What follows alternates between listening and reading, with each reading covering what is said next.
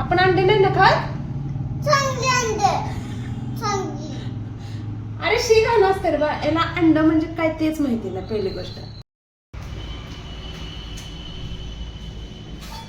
काय झालंय.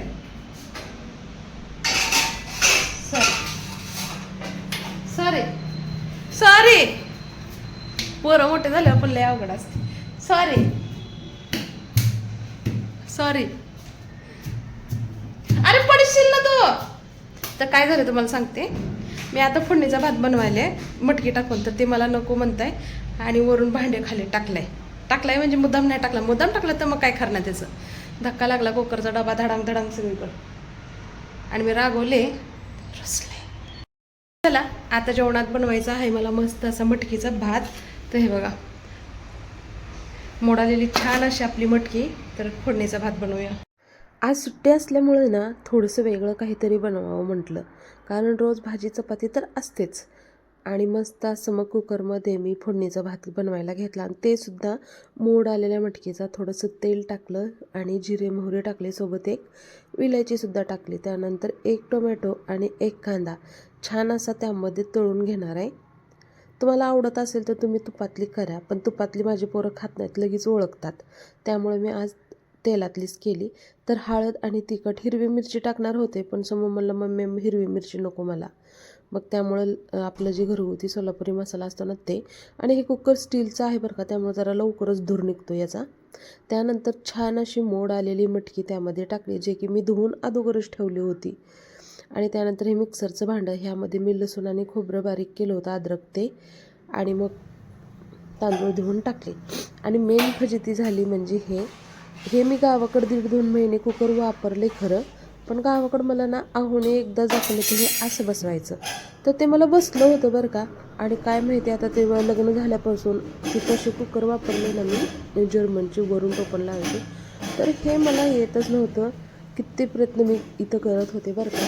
तुमच्यासोबत असं झालेलं का मला झालेलं कमेंटमध्ये नक्की सांगा. बसत होतं पण ते उलटं बसत होतं. मलाच हसू यायला लागलं. बघा आता निघत नव्हतं. आणि अशी उलटं लावलं तर शिट्टी येईल का ते पण मला माहिती नव्हतं. हे बघा ना मी किती ताबदत होती कुकर लावायला. तर शेवटी मी अबदून बसवलं. माझं असंच आहे, जोपर्यंत मला कुठली गोष्ट जमत नाही मी त्यातच अडकून पडते. हे बघा ना मी किती प्रयत्न करते. कसं बसवायचं, तुम्हाला घ्यायची काही ट्रिक माहिती असेल तर मला कमेंटमध्ये नक्की सांगा, कारण की परत माझी अशी फजिती व्हायला नको. झालं बाई एकदाच लागलं. गावाकडे बी 2-3 महिने वापरलाय, पण आता कसं 1 महिना झाला आणलाच नव्हता गावाकडून, तर मला हे बसवायलाच येईना, पण हे जमलं. सोनू रुसला, आपल्या आईवर रुसले बाळ माझं. उठ, सॉरी पिले, उठ ना. किती प्रश्न पडतात रे तुला.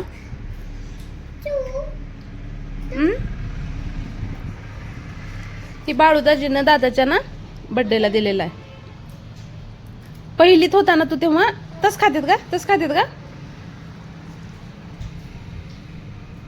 चिवड्यामध्ये चुरमुरे मिक्स करून खातेत, तिखट लागते म्हणून.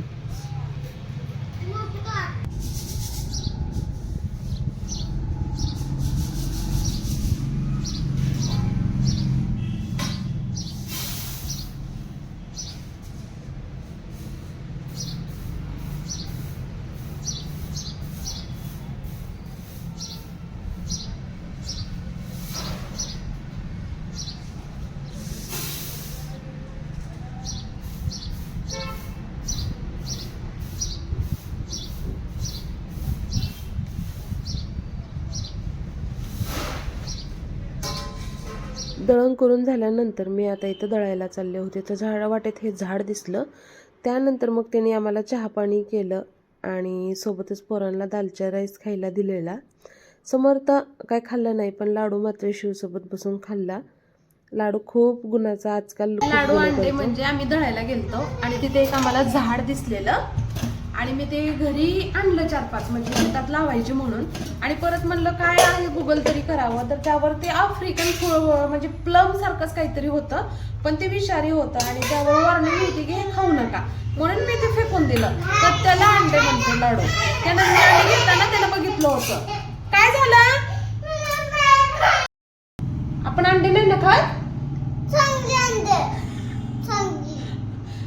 अरे शी घाण असते रे बा, याला अंड म्हणजे काय तेच माहिती नाही. पहिली गोष्ट भात खाणार, किती छान भात केलाय, मटकी टाकून भात केलाय बाळा तुझ्यासाठी. खातो? सकाळपासून झोपला नाही. झोप आले का तुला? शिरा बनवू का? शेवायचा भात, दूध. माझं बाग नुसते दूध वरलाय का अजून पण. आता या ठिकाणी मी पोरांचं बघा ना,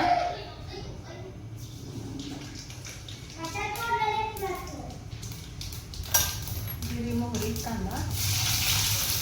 दुपारी जो मी मटकी भात केला होता तर तो संपला नाही, त्याला मी आता जरा गरम करते, कारण हा मी सपक बनवला होता, ते मला नाही खाऊ वाटत, त्यामुळे मी आता तिखट बनवते.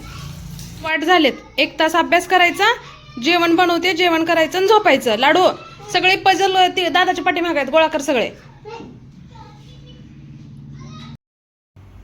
आज इतकं पोरं बाहेर खेळत होते, आत्ता वाजले 8:15 आणि मला त्यांच्यासाठी गरम गरम शेवायचा भात बनवायचा आहे. समर्थाला खूप आवडतो, पण मी करतानाच त्याला प्रॉमिस केलं की मी आठवड्यात एकदा किंवा जास्तीत जास्त 2दा देईन, कारण जास्त गोड नको ना म्हणून. तर चला पाणी उकळले टाकूया आता.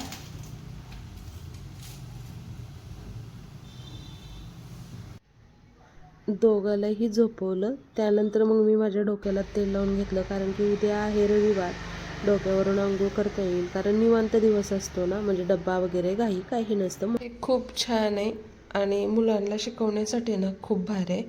आणि मी फ्रीजला अडकवून ठेवले. आणि आता कसं बघा, हे आपला पाडवा झाला, हे वैशाख, ही ज्येष्ठ वटपौर्णिमा झाली, आता आषाढी एकादशी येते. आषाढ, श्रावण, भाद्रपद, अश्विन, कार्तिक, शीश, पौष, माघ, फाल्गुन. आपणाला तर पाठ आहे, पण आपल्या मुलांना पाठ नसतं, त्यासाठी मी हे ठेव लावलेलं आहे. आणि आता आषाढी एकादशी, पुढच्या श्रावण महिना येईल आपला, परत गणपती, ही याचं दसऱ्याचं, परत हे दिवाळी, ही मार्गशीर्ष महिना, परत जानेवारी, ही महाशिवरात्री, ही रंगपंचमी. भारी आहे ना. तर हे मला वाटलं म्हणजे असायला पाहिजे. ऑनलाईन मागवताना हे मला थोडंसं मोठं वाटलं, पण जेव्हा पार्सल आलं तेव्हा हे छोटं निघालं. मी काही रिटर्न केलं नाही, लावून ठेवलं, कारण मोठ्यात पण तेच आहे, छोट्यात पण तेच आहे, आणि छान वाटतं असं फ्रीजला. दळून आणलेले पिठा असेच ठेवलेत, हे सुद्धा मला आज भरायचं आहे. डोक्याला तेल लावत बसले, भांडे घासायचे राहिलेत, तर आता मी हे सकाळी भांडे घासून घेणार. पूर्ण किचन म्हणजे थकलेल्या वेळेस ना आस्त करायचं, पण शरीर साथ देत नाही, त्यावेळेस मग का जिथले कामं जिथल्या तिथं ठेवून मग मी झोपत असते. कधी कधी करते, असं दररोज नाही करत. मग सगळ्यांना शुभ रात्री, भेटू त्याच्या ब्लॉगमध्ये लवकरच. तोपर्यंत सगळ्यांना बाय. आणि चॅनलवर नवीन असाल तर सबस्क्राईब करा, व्हिडिओ बघत राहा आणि सपोर्ट करा. बाय.